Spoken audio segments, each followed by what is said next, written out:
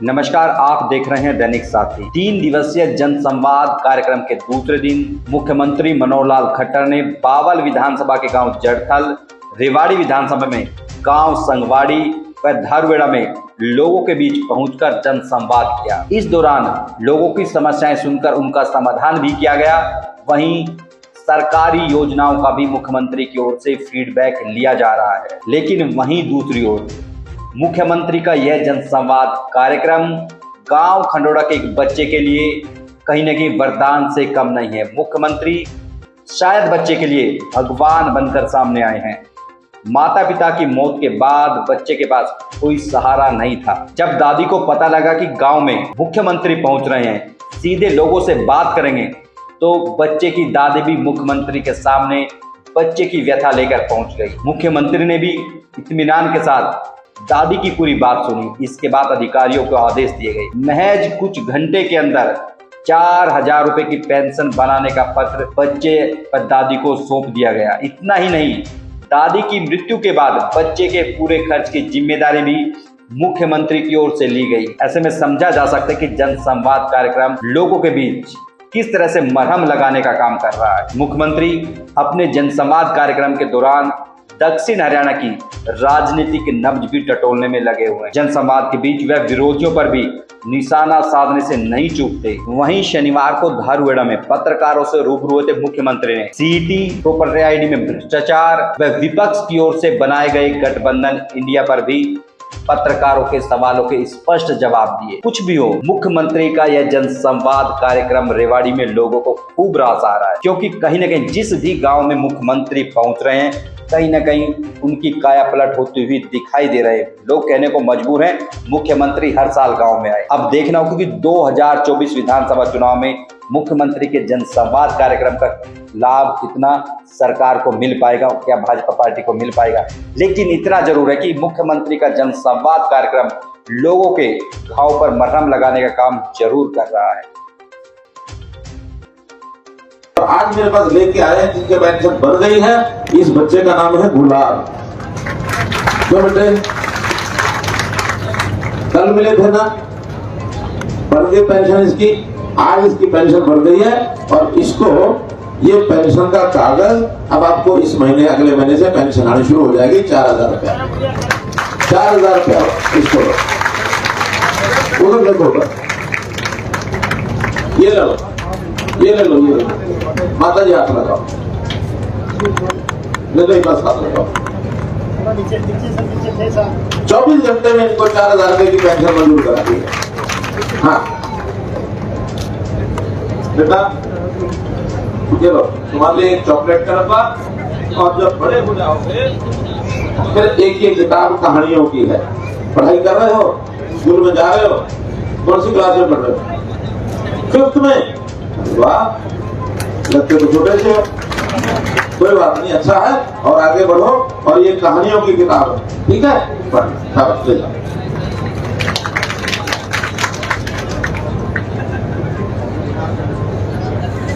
तुम्हारे बाद भी इस बच्चे की देखभाल करना ही हमारा काम, ठीक है ना? क्योंकि तुम्हारी उम्र 85 साल की है, 15 साल तो तुम्हें कुछ होता नहीं, ठीक है? 15 साल कुछ नहीं होता, फिर भी अगर कुछ हो जाए तो इस बच्चे की देखभाल सरकार करेगी, ठीक है? इसको आश्रम में रखेंगे, वही पढ़ाओगे। क्या नाम है जी आपका? मेरा नाम दयानंद है जी। कौन सा गांव है? गांव संगवाड़ी से जी। मुख्यमंत्री आपके गांव में पूछे हाँ जी। संवाद कार्यक्रम था, कैसा कार्यक्रम रहा और कितने आप संतुष्ट है कार्यक्रम बहुत अच्छा रहा, संतुष्ट है। लेकिन जैसे कि उनके महकमे वालों को नहीं पता हमारे गांव में गंदा पानी जा रहा है, कहाँ से जा रहा, उनको ये नहीं पता। समस्या क्या थी जिस पर आप बात कर रहे हैं? समस्या थी गंदे पानी की थी जी। गाँव में गंदा पानी जा रहा है, गंदा पानी पी रहे हम लगातार। तो अभी मुख्यमंत्री साहब आए 4 दिन से ना, पानी बहुत अच्छा आ रहा है जी। इससे पहले टोटली गंदा पानी आ रहा था। तो अभी आप लोगों ने समस्या भी रखी थी, समस्या रखी है जी, लेकिन महकमे वालों को ये नहीं पता पानी कहाँ से जा रहा है। ट्यूबवेल हमारा यहीं पे जी, बिल्कुल कहीं ना कहीं नहर के बिल्कुल साथ में जी। अधिकारी मुख्यमंत्री को गुमराह कर रहे थे। अधिकारी कर रहे थे जी, हम नहीं कह सकते इस बारे में किस बारे में, लेकिन उनको पता ही नहीं जी इस बारे में। अभी अधिकारी साहब से हमने बात की थी, वो कह रहे हैं अभी अब मेरा मसानी बराज पे है, मेरी ड्यूटी नहीं। जब 4 दिन से आपको साफ पानी दे सकते तो साफ पानी मिल रहा है, दे सकते थे, बाद में भी दे सकते हैं। ये नहीं पता जी, महकमे वाली गलती है जी। यानी कि अधिकारी अधिकारी गुमराह कर रहे हैं जी। क्या गाँव है आपका, क्या नाम? नाम नंदलाल बोहरा, गांव संगवाड़ी। आज मुख्यमंत्री आप गांव में पहुंचे थे जनसंवाद कार्यक्रम पर, क्या समस्याएं थी जो आप लोगों ने रखी और कितनी आपका समाधान हो पाया? हमारे गांव की जितनी भी समस्याएं थी सीएम साहब ने सारी सुन ली, उनको सारियों का उस पर अमल करने के लिए कहा है उन्होंने। कितने संतुष्ट हैं? क्योंकि जब सरकार आपके बीच होती है कहीं ना कहीं एक विश्वास भी बढ़ता है कि सरकार हमारी सुन रही है। विश्वास, बहुत ज्यादा विश्वास है। मुख्यमंत्री बहुत बढ़िया आदमी है और वो सबके काम करते, बहुत बढ़िया काम करते हैं। हमारी सारी मांग पूरी करेंगे, हमें ऐसा विश्वास है। जनसंवाद के हमारे कार्यक्रम शुरू हुए थे। आज पूरे हरियाणा के जैसे अगर मैं हिसाब लगाऊं तो 17 दिन आज कंप्लीट हो गए। ये मेरा 90 दिन का कार्यक्रम है। हर विधानसभा में एक दिन इस प्रकार का ये एवरेज बैठेगा। विधानसभा के 3 से 4 गांव कार्यक्रम होते हैं, उसमें जहाँ कई कस्बे नगर एक आध कार्यक्रम उनका होता, अन्यथा जितने गांव हैं, पंचायतें हैं, आसपास के सरपंच भी उसमें आते हैं, ऐसे कार्यक्रम होते हैं। आज दिन भर में हमारे जो कार्यक्रम हुए हैं, पहला कार्यक्रम जड़थल, उसके बाद संगवाड़ी और तीसरा धरुवाड़ा, तो ऐसे 3 कार्यक्रम हुए हैं। जड़थल संगवाड़ी के कार्यक्रम के बाद मैं जो यहाँ की एक बहुत बड़ी समस्या धरुवाड़ा और ख़ास करके जो भिवाड़ी से पानी आता है, एक बड़ी समस्या यहाँ की है और वर्षों की लटकी हुई है। हालांकि हमने बहुत गंभीरता से प्रयत्न किए, जो राजस्थान सरकार है उनके अधिकारियों से भी बातचीत की, कई मीटिंग्स हुई हैं।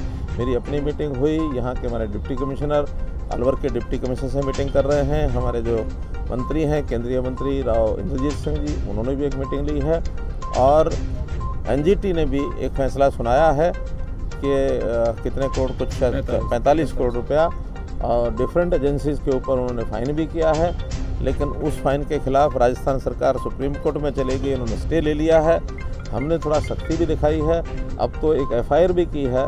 परसों रात को मेरी स्वयं सीएम राजस्थान से बातचीत हुई थी, कल उनके अधिकारियों ने हमारे अधिकारियों से बात भी की है, बल्कि आज के लिए उन्होंने कहा कि हम कोई ना कोई एक आश्वस्त करने के लिए एक लेटर भी आपको देंगे। मुझे लगता है वो लेटर देंगे।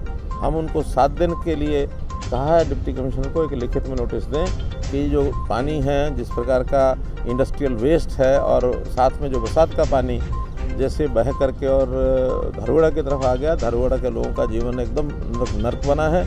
मैं स्वयं आज विज़िट करके आया हूँ, देख करके आया हूँ और वहाँ जो मेन रोड है उसके ऊपर एक छोटा 3 फुट ऊंचा बंद भी बनाया है ताकि पानी और आगे इधर ना आए। तो अभी उनसे हम अपील कर रहे हैं और फिर अगर आवश्यकता पड़ी तो हम सुप्रीम कोर्ट में भी दोबारा जाएंगे, एनजीटी में दोबारा जाएंगे, उनको नोटिस भी देंगे। एफआईआर जो की गई है पुलिस अपना एक्शन करेगी, लेकिन हम धरुवाड़ा के लोगों को इस प्रकार से परेशान नहीं होने देंगे, ये हमारा एक वायदा है। अब 3 कार्यक्रम के बाद जैसा हर शनिवार मैं किसी न किसी एक विषय पर लाभार्थियों से बातचीत करता हूँ, तो आज अभी 5 से 6 आपकी बेटी हमारी बेटी इस विषय के ऊपर लगभग 17,500 ऐसे परिवार हैं जिनसे मेरी सीधी बात हुई है और एक 20 से 25 लोगों से व्यक्तिगत बात भी मैं 2 वे टेलीफोन पर भी करता हूँ।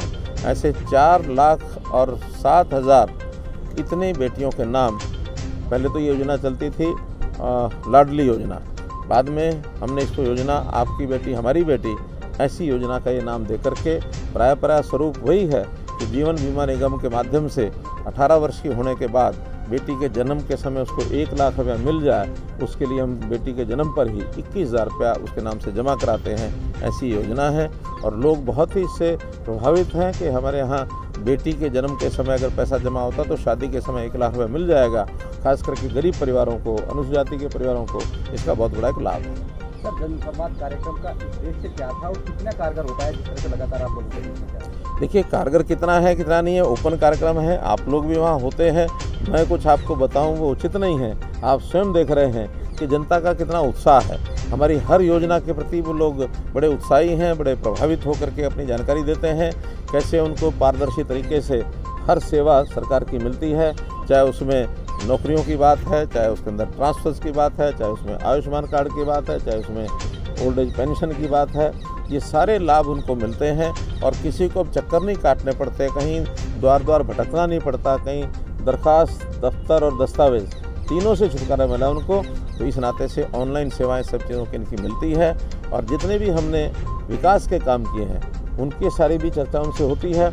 हमने कांग्रेस में आज तक जितना विकास कराया था 10 साल में अपने शासन में, 8.5 साल या 9 साल कहें, उससे डबल विकास का काम हमने कराया है। चाहे वो इंफ्रास्ट्रक्चर हो, चाहे वो शिक्षा हो, चाहे स्वास्थ्य की बातें हों, किसी प्रकार की चीज़ों में हमारे जो सिस्टम है, हमारे जो विकास के काम है, पीछे नहीं है। लोग बहुत प्रभावित हैं, सब प्रसन्न हैं। आने वाले समय में मोदी जी के नेतृत्व में तीसरी बार, और हरियाणा में भी भारतीय जनता पार्टी के नेतृत्व में तीसरी बार सरकार बनेगी, ऐसा लोग जो हमको विश्वास दिला रहे हैं। विपक्ष के लोगों को एकदम सीधा सीधा उन लोगों का कहना है कि केवल नाम बदलने से कुछ नहीं होता। नाम बदलने के बारे में तो मैंने एक आध जगह आपके सामने कहा भी है कि जैसे एक नटखट बालक घर में हो, कुछ ना करता हो, तो कई बार उसका नाम बड़ा प्रभावी रख देते हैं ताकि वो लोगों को जा कर के अपना प्रभाव डाल सके। किसी का नाम डीसी रख देते हैं, किसी का नाम थानेदार रख देते हैं, किसी का नाम जेलदार रख देते हैं, लेकिन करने वाला कुछ नहीं होता। तो ऐसे जो निखट्टू लोगों की जो जमात है, इन्होंने अपना नाम इंडिया रखा है। इस इंडिया नाम रखने से कुछ नहीं बनेगा। ये देश के लोगों की सेवा करना जानते नहीं हैं। मोदी जी इसमें तज्ञ हैं कि आम समाज, गरीब समाज की, गरीब कल्याण की योजना कैसे बनाई जाती हैं और कैसे नीचे तक लागू की जाती हैं। इसलिए नाम बदलने का एक जो इन्होंने जो एक जिसको कहना चाहिए, अब इसको मैं कोई षड्यंत्र जहाँ शब्द तो नहीं कह सकता, लेकिन एक उनका भोलापन है कि शायद नाम रखने से ही कुछ हो जाएगा। मिला कुछ मिले ना मिले, नाम दरोगा धर दे, बाकी सब हो जाएगा। दरोगा नाम रखने से कुछ होना होता तो कोई भी अपना नाम कुछ भी रख लेता। पड़ोसी नेता का जिक्र किया आपने अक्सर जनसंवाद के दौरान। पड़ोसी नेता मुफ्त की चीजें थोड़ा सा खुलासा। नहीं, आप भी जानते हैं, मैं भी जानता हूँ कि देश में एक ही ऐसा नेता एक दो प्रदेशों में घूम घाम के कहता है कि मैं ये मुफ्त दे दूंगा, वो मुफ्त दे दूंगा। नाम लेना हो तो कोई परहेज नहीं है। केजरीवाल जो कहता है कि हम सब मुफ्त का देंगे, हमारा हरियाणा का गरीब से गरीब नागरिक भी स्वाभिमानी है, गैरतमंद है, उसके मन में एक ज़मीर होती है। वो कभी भी मुफ्त की चीज़ की बजाय कुछ अपने हाथ से काम करके अपना गुजारा करना, अपना माथा ऊंचा रखना, सीना चौड़ा करना, ये जानता है। कभी भी मुफ्त की चीज़ों के झांसे में आता नहीं है। आज तक पहले कभी नहीं आया, आगे कभी नहीं आएगा। कांग्रेस के बीजेपी की ओर से आरोप लगा कि जो भ्रष्टाचार यासी कंपनी के नाम पर 7 करोड़ रुपए पेमेंट करती है, कितना वाजिब है? पोर्टल अच्छी बात है, जाहिर सी बात है, सब लोग उसका लाभ भी ले रहे हैं, लेकिन जिस तरह से भ्रष्टाचार के आरोप लगाए हैं, किस पर क्या कहेंगे? देखिए, एक कंपनी को काम दिया गया था और ये कई साल पहले दिया था। एक पहला प्रयत्न था, क्योंकि 42-45 लाख जो भी प्रॉपर्टीज़ हैं उनका डाटा, उनका डॉक्यूमेंटेशन करना, उनका डाटा तैयार करना, उसको ऑनलाइन करना, ये सारा काम दिया गया था। उन्होंने अपनी टीम लगाई भी थी, लेकिन प्रारंभिक काम था, कुछ गलतियां उनसे हुई हैं, उनके स्टाफ के द्वारा हुई हैं। जब हमने उसको जाके चेक किया है तो बहुत सी गलतियां मिली हैं। एक आधा काम वो कर चुके थे, आधा काम और उन्होंने करना था, वो हमने बाद में कैंसिल कर दिया था। 2 टेंडर थे, 1 टेंडर हमने कैंसिल कर दिया, काम नहीं कराएंगे। अभी भी जो गलतियां मिल रही हैं, एक सीमा के अंदर क्षम्य होती हैं, लेकिन सीमा से अधिक गलतियां मिलती हैं तो उसको दंडित भी किया जाएगा। एज़ पर जो हमारा एग्रीमेंट है उसमें 5% से अगर गलतियां ज़्यादा होती हैं तो उसके लिए उनके ऊपर दंड लगाएंगे। अब वो टोटल जब सारा ठीक हो जाएगा, उसका रिकॉर्ड बन रहा है, उस रिकॉर्ड के हिसाब से उनको नोटिस दे करके उनके ऊपर हर्जाना लगाएंगे। हर्जाना नहीं देंगे तो उनके खिलाफ कार्रवाई कराएंगे। मीर गौचर को लेकर गुर्जर समाज और राजपूत समाज के अंदर विवाद चला आ रहा है। देखिए, ये एक सामाजिक एक विवाद है, इसमें कोई राजनीतिक कोई पहलू नहीं है, किसी का हस्तक्षेप नहीं है। इसलिए मैं कुछ कहूँ निर्णायक तौर पर मेरा अधिकार बनता नहीं है। समाज के लोग हमारे पास भी आए थे, हमने कहा था भी दोनों समाज के लोग मिल करके आपस में भाईचारा रखते हुए एक फैसला करें, और जो फैसला वो कर लेंगे उसको सिरे चढ़ाने में अगर हमारी कोई आवश्यकता होगी तो हम ज़रूर करेंगे, लेकिन फैसला उन्हीं का चाहिए। उन्होंने जब मेरे पास आए तो कोई 2 कमेटियाँ बनाएंगे 11-11 लोगों की, वो शायद उन्होंने बना ली हैं। 1-2 दिन में 4 दिन में बैठेंगे, बैठ करके वो फैसला कर लें। अन्यथा कोर्ट में भी कुछ लोग इस केस को लेके गए हुए हैं, फिर कोर्ट फैसला करेगा। 3 अगस्त की डेट लगी हुई है, तो 3 अगस्त की डेट पर कोर्ट करे, वो आपस में करें। कुल मिलाकर के इससे राजनीति का, सरकार का कोई लेना देना नहीं है। एक सामाजिक व्यवस्था है, हाँ, भाईचारा बना के रखना चाहिए। अपील मैं ज़रूर करूँगा कि किसी के नाम के आगे कोई शब्द लग गया, जाति सूचक लग गया या कोई और विशेषण लग गया, उसके कारण से विवाद, ये उचित बात नहीं है। हमारे जो महापुरुष होते हैं वो सबके हैं। कोई महापुरुष किसी एक जाति का, किसी एक व्यक्ति का नहीं होता। जब उसका नाम ही हो गया महापुरुष है, इसका मतलब महान है। महान है तो उसकी शिक्षा, उसके काम, वो हमारे लिए प्रेरणा के विषय होते हैं। तो हम सब प्रेरणा लें और उन द्वारा जो बताए गए रास्ते हैं उस पर हमको चलना चाहिए, ये मेरी अपील है। सीएम साहब, लगातार विकास की बातें हो रही है, बात रेवाड़ी में आज आप आए हैं, विकास की बात भी कर लें। रेवाड़ी नगर परिषद में अधिकांश पद खाली पड़े अधिकारियों के, एनईजेई की बात करें, एक्शन की बात करें, अभी मैं रेवाड़ी कल जाऊंगा, जो चीज़ें प्रत्यक्ष सामने आएंगी उस पर विचार करेंगे।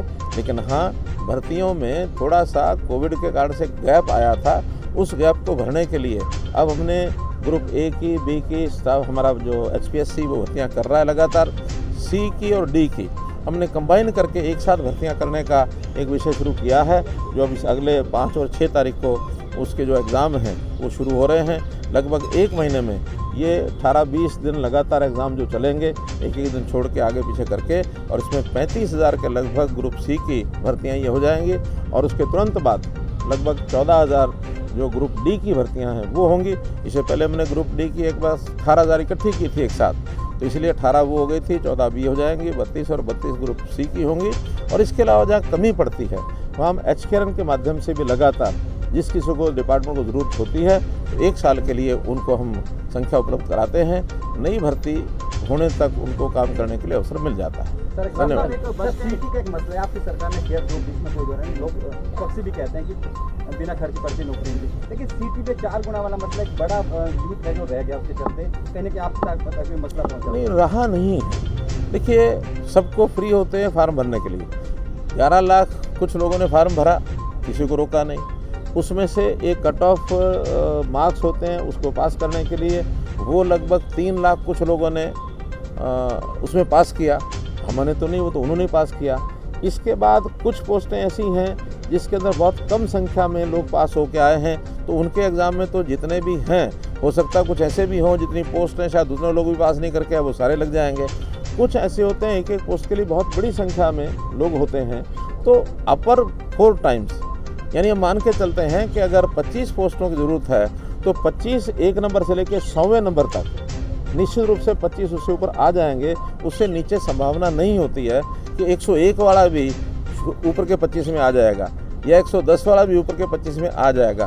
केवल कहने की बात है, तो 4 गुना इसलिए रखे हैं। अब वो 4 गुना का 5 रखते, 6 रखते, तब भी वही बात होती, या तो हम वही लाखों लोगों का फिर एग्ज़ाम लेते। तो लाखों लोगों का एग्ज़ाम लेने के बजाय पोस्ट के हिसाब से मैक्सिमम 4 गुना। अब 4 गुना में भी कहीं 4.5 गुना हो गए, कहीं 5 गुना हो गए। कैसे हुए हैं? जो लास्ट 4 गुना का जो अंक पर एक कैंडिडेट आता है, उस एक ही अंक में उसमें प्रतिशत भी ख़त्म कर दिया। मानो 55 पॉइंट जितने भी प्रतिशत हैं वो सारे 56 के अंतर्गत ला करके उन सबको चांस दे दिया है। मानो अगर 4 गुना में 112 थे और उसी 112वें पर 25 लोग हैं, तो 25 को मौका दे दिया। वो 112, 25, 137 हो गए। तो इसलिए कहीं भी 4 गुना नहीं रुका, कहीं 4.5, कहीं 5, लेकिन बड़ी मात्रा में लोगों को हमने दिया है। कुछ लोग ऐसे हैं जैसे किसी बाल की खाल निकालने के लिए, मिनिमम निकालने के लिए करते हैं, वरना 4 गुना के अंदर 1 गुना, यानी शुरू में 25% लोग हमने छांटने हैं, वो उसके अंदर आ जाते हैं। क्योंकि मेरिट पर नौकरी है। अगर कोई सिफारिश पर नौकरी लगनी होती तो 8 गुना वाला भी ले आता, वो लास्ट वाला भी ले आता। लेकिन 4 गुना के अंदर जो पास अगर नहीं हो सकता, नहीं उसके बाहर रहेगा, तो उसके अंदर आने की संभावना कम होती है, इसलिए किया गया।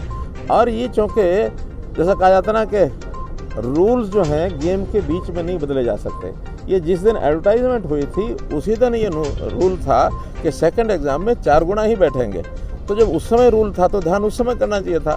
आज जब एग्ज़ाम फर्स्ट एग्ज़ाम हो गया, सेकंड अब आ गया, आज 4 गुना को चैलेंज करने का कोई अर्थ नहीं है। हाँ, आगे अगली भर्ती में हम फिर विचार करेंगे कि इसको 4 गुना करना, कि 5 गुना करना, कि 6 गुना करना, कि सबको अलाउ करना।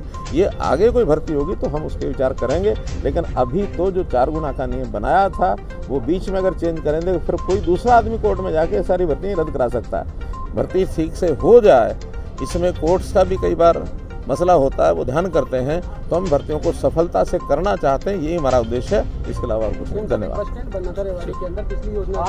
बनेगा। आज ये राइट मैसेज गया आपके माध्यम से कि एग्जैक्टली इशू क्या है। सर एक क्वेश्चन नहीं, मीडिया का नहीं है, हमारे भास्कर से जुड़ी चीज़ है, पर्सनल मसला है सर। वो कल रेवाड़ी आएंगे ना, तब सर वो मेरी बात हो गई सर। Thank you sir.